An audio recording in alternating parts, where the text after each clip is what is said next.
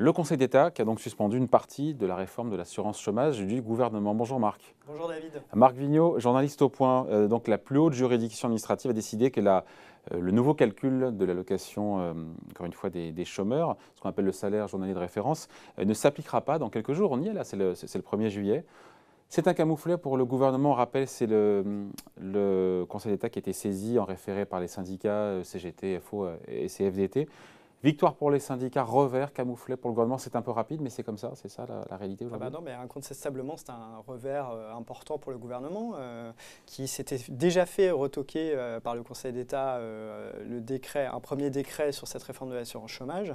Et les syndicats étaient vent debout depuis le début et ils ont trouvé le moyen de faire suspendre la réforme, ce qui est quand même un signal très négatif pour l'exécutif sur sa capacité à écrire des textes qui peuvent effectivement s'appliquer et qui sont pertinents. D'autant que c'est un dossier qui a commencé encore une fois en 2018. C'est un truc qu'on suit, c'est un feuilleton, cette réforme de l'assurance chômage. La raison évoquée, alors pour le coup, par le Conseil d'État. Je ne suis pas un expert. L'incertitude sur la situation économique, la dégradation du marché du travail. C'était sur la forme et pas sur le fond que s'est prononcé le Conseil d'État. C'est pas un peu surprenant comme motif, non ? Ils sont conjoncturistes c'est assez étonnant comme motif que le Conseil d'État fasse une appréciation de la situation économique pour dire cette réforme ne nous paraît pas tomber au bon moment et donc on la suspend. C'est quand même assez étonnant. Alors il s'appuie sur ce qu'on appelle l'erreur manifeste d'appréciation, c'est-à-dire en gros il regarde si l'administration a pris une mesure, le gouvernement en l'occurrence, a pris une mesure proportionnée à l'objectif qu'il poursuit. Et là, il dit en l'occurrence, l'objectif poursuivi, c'était de stabiliser les emplois, d'avoir des emplois avec des contrats plus longs, ce qui était l'objectif affiché par le gouvernement pour sa réforme. Et ils disent, étant donné la conjoncture économique, nous ne pensons pas que que cet objectif puisse être poursuivi, puisqu'on sort d'une crise très importante. Vous n'avez pas l'air à l'aise avec cette sortie-là, avec cette raison-là ? C'est-à-dire que ça veut dire que le Conseil d'État apprécie si le gouvernement est légitime ou pas à prendre une mesure sur l'assurance chômage en appréciant une situation économique. Alors le Conseil d'État fait ça souvent, quand il dit par exemple que l'État a eu un recours à la force disproportionné pour une mesure de contrainte sur une personne, par exemple pour, interpeller quelqu'un dans une manifestation, etc. Ou il apprécie aussi par exemple la pertinence du barème Macron sur les indemnités au prud'homme. Est-ce que effectivement ce barème permet une indemnisation adéquate des gens qui sont licenciés sans cause réelle et sérieuse? Donc ça, c'est un peu normal, mais qu'il en vienne à faire une appréciation sur la situation économique. Sur l'opportunité aujourd'hui. Ça paraît quand même assez étonnant, d'autant qu'il y a des avis extrêmement différents parmi les experts sur cette opportunité et qu'on se demande si c'est vraiment le rôle des juges administratifs de se prononcer sur l'opportunité, surtout que il y a plein d'éléments qui montrent qu'il y a une reprise assez forte en ce moment, que justement on vise les contrats courts et les saisonniers, les gens qui alternent des contrats courts et de l'indemnisation au chômage, qui justement sont les personnes très sollicitées en ce moment, notamment dans les restaurants qui ne trouvent pas de main-d'œuvre, qui pourraient accorder des augmentations de salaire ou accorder des contrats plus longs, etc. C'est le moment où cette réforme ne peut pas entrer en vigueur. Voilà, Après, Marc, le Conseil d'État ne remet pas en cause le principe, encore une fois, de cette réforme en tant que telle, et le Conseil qui devra se prononcer, encore une fois, sur le fond dans quelques mois. C'est la juge des référés qui s'est prononcée, c'est-à-dire qu'en urgence, elle doit dire, puisque la mesure s'appliquait à partir du 1er juillet, donc elle devait dire si en urgence, on pouvait l'appliquer, et les syndicats disaient non, il faut qu'on ait le temps d'examiner ça sur le fond, donc suspendez-la en urgence. C'est ce que la juge a fait.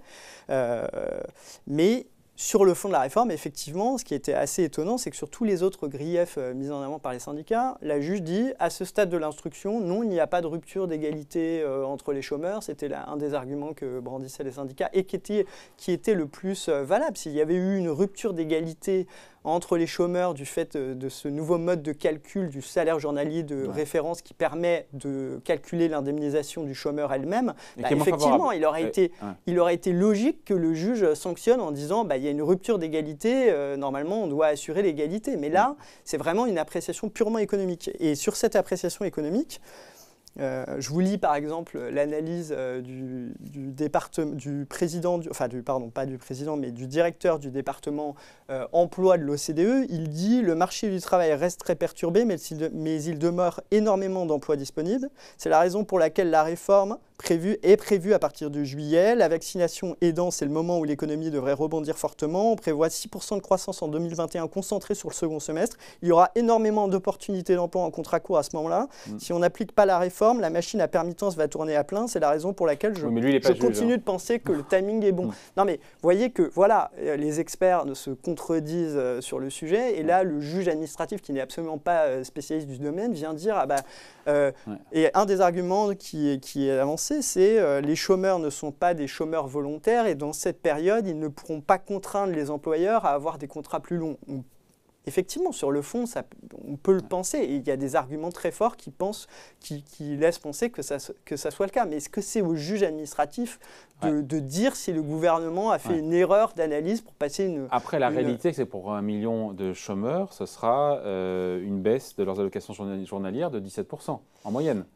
Oui, alors ça, c'est l'argument qui a été brandi par les syndicats sur la base d'une étude de l'UNEDIC. Mais enfin, quand on regarde en détail l'étude de l'UNEDIC, ils disent à peu près, j'ai plus exactement les chiffres en tête, mais ce chiffre, ça, c'est tous les chômeurs qui vont être touchés par la mesure. Et c'est vrai qu'une majorité vont perdre sur leur allocation. C'est précisément le but. C'est que des gens se disent si je suis un peu moins bien indemnisé pour la période suivante, j'ai besoin de prendre plus de contrats et donc je retourne voir un employeur et j'alterne plus de contrats et moins de périodes d'indemnisation. Et il se trouve qu'en ce moment, il y a beaucoup besoin de saisonniers, etc. Donc effectivement, il y a des chômeurs qui vont y perdre, une proportion assez importante, mais dans ces 1,15 million, il y en a aussi, l'UNEDIC dit, il y en a pratiquement un tiers qui soit ne vont pas perdre, soit vont gagner plus, parce que les règles sont tellement complexes que, en fait, donc il y en a un tiers parmi eux qui ne sont soit pas perdants, soit vont gagner plus. Donc ça réduit quand même le chiffre. Et puis par ailleurs, après, le gouvernement met en avant un argument qui est de dire cette indemnisation, d'abord, il y a un plancher. Donc elle va être réduite, mais pas plus qu'un plancher, contrairement à la version précédente du décret. Et surtout, les chômeurs qui auraient vraiment des problèmes pour retrouver un emploi parce qu'ils sont très éloignés du marché du travail, ce qui arrive, eux, ils auront une indemnisation beaucoup plus longue que dans les anciennes. Ils auraient eu une indemnisation beaucoup plus longue que dans les anciennes règles. Donc quelque part, ils touchaient moins, mais c'était un peu plus protecteur dans le temps pour des gens justement dont on sait qu'ils restent longtemps au chômage parce qu'en fait les employeurs ne veulent pas les recruter parce qu'ils trouvent qu'ils ne sont pas assez qualifiés ou qu'ils n'ont pas travaillé pendant trop longtemps ou pour des tas de raisons qui ne sont pas de leur fait évidemment et donc quelque part ils auraient été aussi un peu mieux protégés. Alors c'est une réforme sur laquelle le gouvernement n'a pas lâché.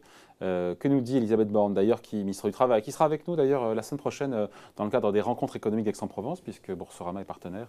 Elle sera avec nous en interview. Elisabeth Borne, donc la ministre du Travail, qui nous dit en gros que la réforme, ce qui est vrai dans le fond, n'est pas remise en cause. C'est son timing, elle nous dit. Est-ce qu'elle a raison de dire que c'est juste le timing qui pose problème et que finalement tout ça sera bouclé, nous dit-elle, avant la fin de l'année? Le Conseil d'État doit rendre son avis sur le fond d'ici quelques mois, donc il faut être très prudent parce que le Conseil d'État pourrait considérer qu'il y a une rupture d'égalité. Il doit examiner des règles d'assurance chômage qui sont extrêmement complexes, donc on ne peut pas savoir. Mais sur le côté c'est pas le bon moment et ça risque d'augmenter la précarité des chômeurs qui seraient moins bien indemnisés parce qu'ils ne trouveront pas de contrat, parce qu'il n'y a pas assez de contrats. Sur cet aspect-là, Elisabeth Borne veut montrer au Conseil d'État, elle veut trouver un moyen juridique, on ne sait pas encore lequel, de rassurer sur cet aspect-là. Et elle va devoir travailler son argumentaire. Regardez, il y a suffisamment de contrats. Au contraire, ce que dit